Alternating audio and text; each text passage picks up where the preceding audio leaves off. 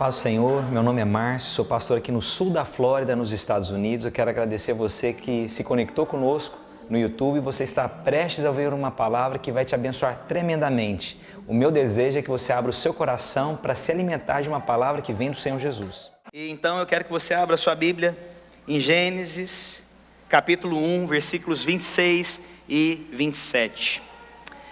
A palavra de Deus diz, Gênesis, capítulo 1, versículos 26 e 27. Também disse Deus: façamos o homem à nossa imagem, conforme a nossa semelhança. Tenha ele domínio sobre os peixes do mar, sobre as aves dos céus, sobre os animais domésticos, sobre toda a terra e sobre todos os répteis que rastejam pela terra. Criou Deus, pois, o homem à sua imagem e semelhança. A sua imagem, a imagem de Deus o criou, homem e mulher os criou. E aí no versículo 31 a Bíblia diz o seguinte: viu Deus que tudo quanto fizera, e eis que era muito bom. Quero começar então falando que você foi criado, e Deus reconheceu que você não era bom, você é muito bom. Isso significa que Deus se importa com você, que Deus te ama, e Ele enxergou em você coisas que você nem mesmo viu na sua vida, porque Deus não perde tempo com coisas à toa. Deus não perde tempo com coisas passageiras. Deus é um Deus envolvido com um propósito eterno. E se você foi criado por Deus, imagem e semelhança, é porque você é importante para Deus. Quantos creem nisso? E aí então, irmãos, é necessário você entender que, como a criação de tudo foi muito bom, e aí eu quero te lembrar que você foi criado no sexto dia. Pastor, mas qual é a relevância de você ser criado no sexto dia? Eu não acredito que se alguma coisa está na Bíblia, seja alguma coisa dispensável. Se está na Bíblia, eu acredito que tem um motivo. Por que você acha que você foi criado no sexto dia? Eu poderia te dar várias razões aqui hoje, mas eu quero mencionar somente uma. Na verdade, eu quero mencionar o que acontece no dia depois da sua criação. No dia que você foi projetado, logo no dia seguinte, a Bíblia fala que descansou na sua criação. O que isso significa? Que você foi criado. E aí você pode pensar que haveria muito trabalho, mas Deus logo em seguida já te deu descanso. Eu quero te falar, Deus te gerou para que você descansasse nele. Entendeu o que eu quis dizer? Você foi gerado no sexto dia, mas no sétimo dia não foi uma questão de ter te dado trabalho, mas Deus te deu descanso. Mas nós vivemos hoje agitados com tudo. Você já viu pessoas que correm o tempo inteiro, mas chega na verdade elas não sabem nem para onde é que elas estão indo? Sabe aquelas pessoas que o tempo inteiro, até uma vez, a minha esposa de uma forma muito gentil me corrigiu. Porque às vezes as pessoas perguntavam: pastor, como é que você está, pastor? E eu falava: não, a gente está correndo muito, é correria, fazendo muita coisa. Aí ela falou: amor, mas o tempo inteiro essa correria. Eu falei: é verdade. Eu acredito que a obra de Deus tem trabalho, mas irmãos, eu também tenho que aprender a descansar em Deus. Nós aprendemos a trabalhar muito, nós trabalhamos duro nos Estados Unidos. Nós, como homens e mulheres de Deus, nós trabalhamos muito, nós lideramos célula, nós falamos a palavra de Deus, mas nós devemos aprender a descansar também, irmãos.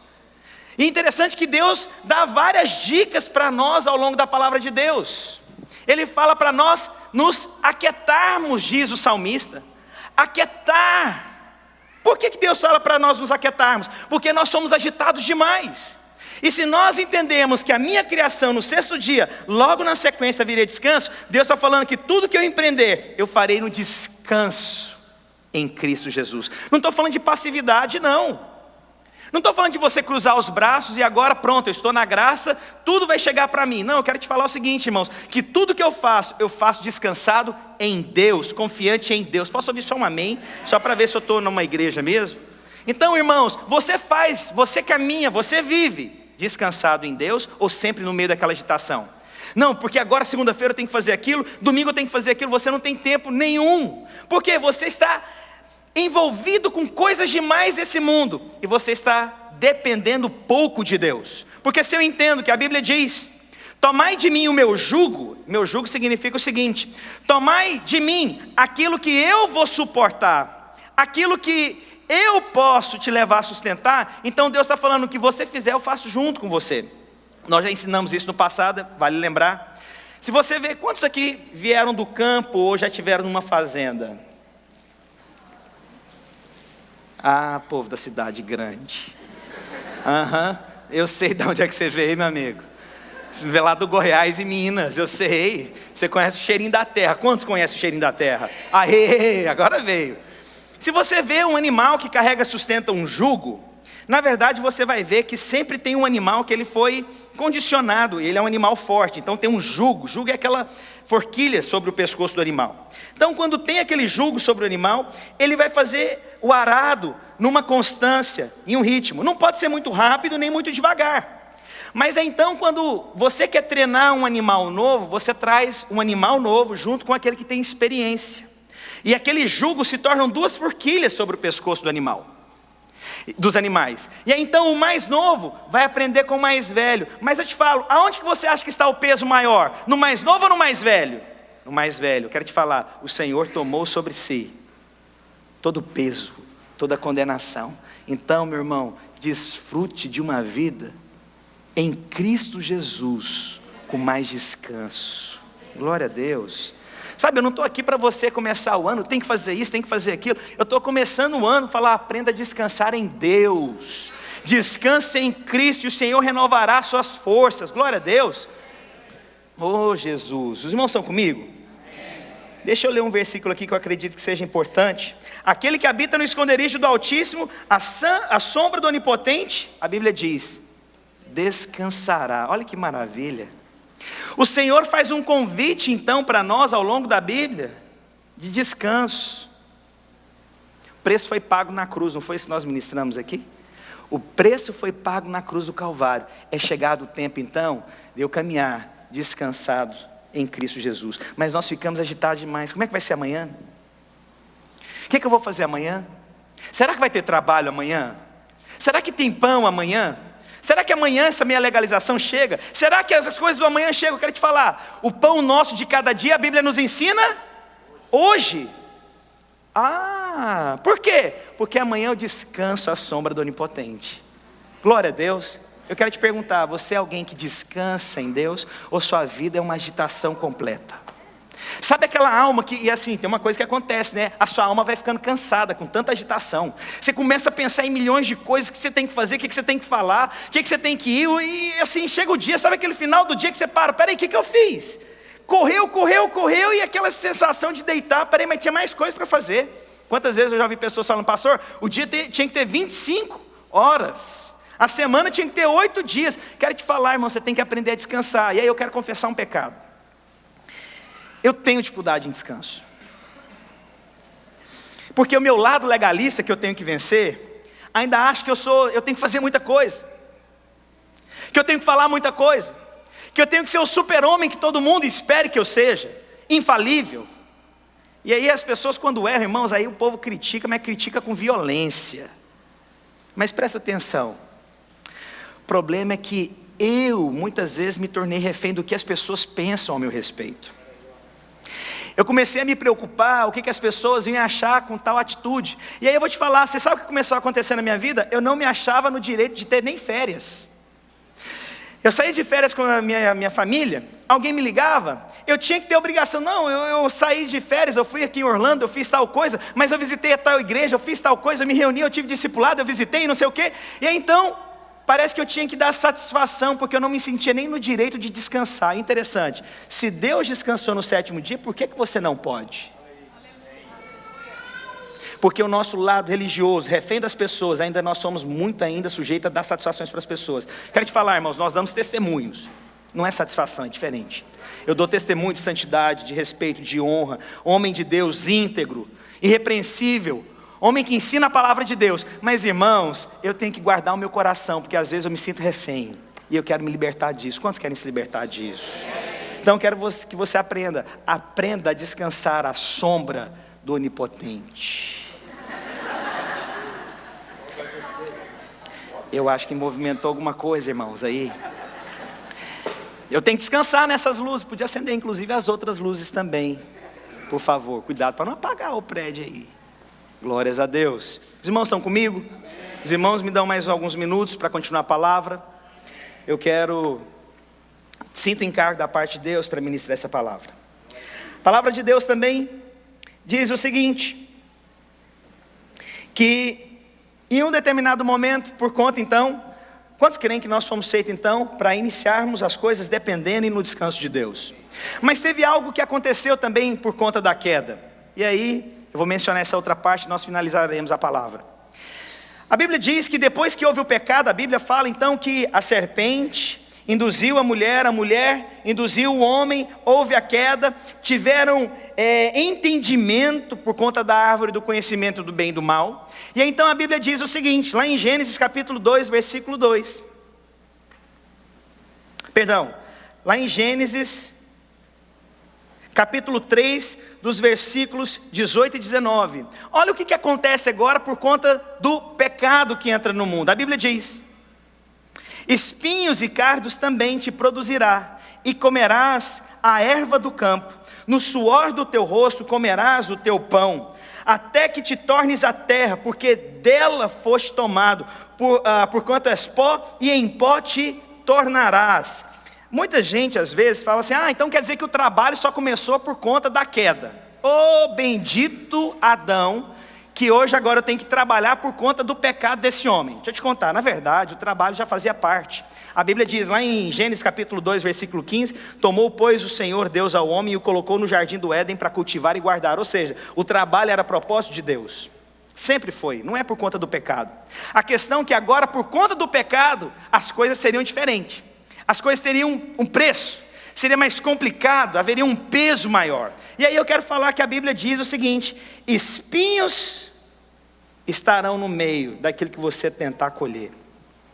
O que significa espinhos? Aquilo que é difícil, irmãos.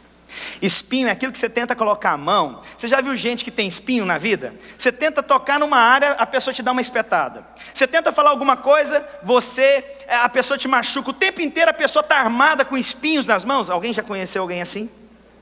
Ninguém, né? Mas o tempo inteiro a pessoa está armada com espinhos na sua mão. Essas pessoas são difíceis dessa colheita. É difícil de você acessar o coração. É difícil de você tocar na vida. É difícil de você falar algo para ela. Porque o tempo inteiro ela está armada, querendo te machucar, querendo ir contra você. E aí, algo interessante. A Bíblia diz, lá em João, antes de abrir em João, Mateus capítulo 13, versículo 7. Eu vou ler o versículo para vocês. Outras sementes caíram entre os espinhos, e os espinhos cresceram e sufocaram. Presta atenção, lá em Gênesis foi dito que os espinhos havia uma consequência por conta do pecado. O espinho passou a existir por conta do pecado, e a Bíblia está dizendo que as sementes que nascem naqueles espinhos são difíceis de colher, vão sufocar. E aí, pastor, o que nós devemos fazer? Antes então de semear ou de colher, nós devemos remover os espinhos. Quantos creem nisso? Quantos creem que nós estamos vivendo o tempo do descanso? Quantos creem que nós devemos então tirar os espinhos da nossa vida? Mas agora como que nós vamos tirar os espinhos? Eu vou te falar. A Bíblia diz: e os soldados, tecendo uma coroa de espinhos, lhe puseram sobre a cabeça e lhe vestiram roupa de púrpura. João capítulo 19, versículo 2. Os espinhos que por conta do pecado nós fomos condenados a viver por ele, Jesus colocou os espinhos sobre a sua mente, sobre a sua cabeça, e te deu liberdade hoje para renovar a sua mente, para você colher o que é necessário na sua vida. Aqueles espinhos, aquela coroa, ela foi colocada na cabeça de Deus, de Jesus, do Nazareno, de Cristo, para que hoje, descansados em Deus, nós podemos entender que já não há mais espinhos que nos condenam, que nos aprisionam. Eu quero terminar então essa ministração falando para os irmãos.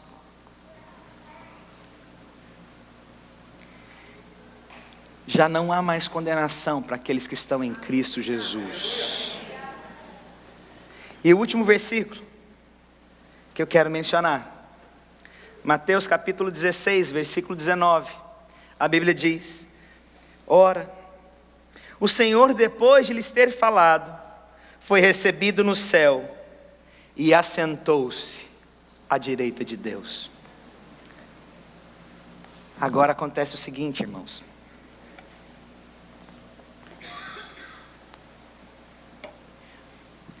A agitação, a correria do mundo, a maldição dos espinhos dos nossos frutos, o Senhor diz que Ele se assentou. O que significa? Está consumado. Você pode descansar. Se Jesus sentou para descansar, pode descansar, meu irmão. A vitória é sua em nome do Senhor Jesus. Se Jesus colocou os espinhos sobre a sua cabeça, e já não há mais condenação para aqueles que estão em Cristo Jesus, você pode se assentar hoje com o Pai. Eu gostaria de ensinar essa igreja a descansar em Deus, à sombra do Onipotente. Descansados em Deus, assentados em Cristo Jesus, crendo que os espinhos foram levados, toda a condenação foi levada. Eu gostaria então de terminar, não vou fazer nenhum apelo, mas eu acho que a gente está com uma alma muito agitada, fazeção de coisas, preocupações demais. Quero te falar que você não controla sua vida está no controle de Deus. E eu quero te falar, irmãos, Ele é o melhor guia. Sabe, Ele é o melhor, Ele é aquele que vai nos levar para o centro do propósito, irmãos. Gostaria então de terminar falando, descanse em Deus. Acalma seu coração.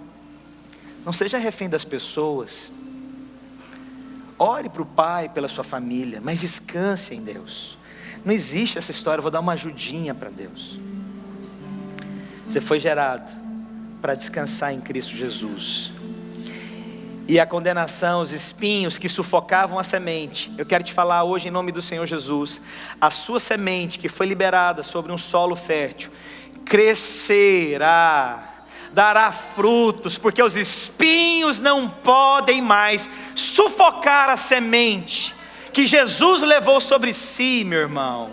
Será que você entende isso? Quantos creem nisso? Gostaria que você ficasse de pé, pastor André. Vamos ministrar mais uma canção? Quantos creem na palavra de Deus?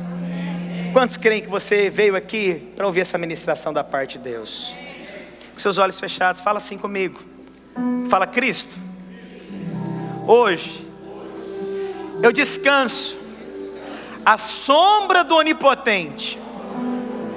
Hoje eu descanso no Deus que fez os céus e a terra, que me criou, no Deus que colocou uma coroa de espinhos, porque aquilo que eu empreendesse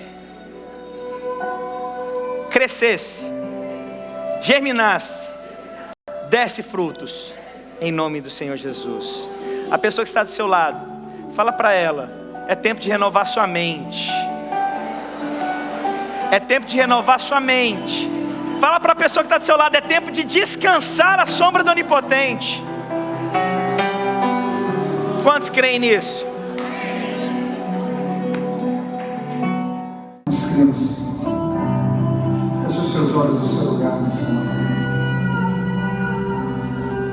Aprender a descansarmos é saber que a palavra dele vai se cumprir na nossa vida. Nós vamos cantar essa canção que diz isso, Senhor, eu quero sentir teu coração, Pai. Tirar teu fôlego com a minha fé. Como? Surpreender a Deus. Assim foi aquele centurião. Aquele centurião, quando Jesus ia a caminho da casa dele para orar pelo servo desse centurião, mas ele disse, não, apenas envia uma palavra. Eu creio na sua palavra, envia, e o meu servo vai ser curado. Isso é descansar na palavra dele. E ele te chama para descansar na palavra dele. Ele te chama nesse dia a saber que ele é Senhor, ele é Rei sobre todas as coisas. Isso nós entregamos o nosso coração a Ti mais e mais, Jesus. E nós descansamos em Ti nesse dia. Nós confiamos em Ti, Senhor.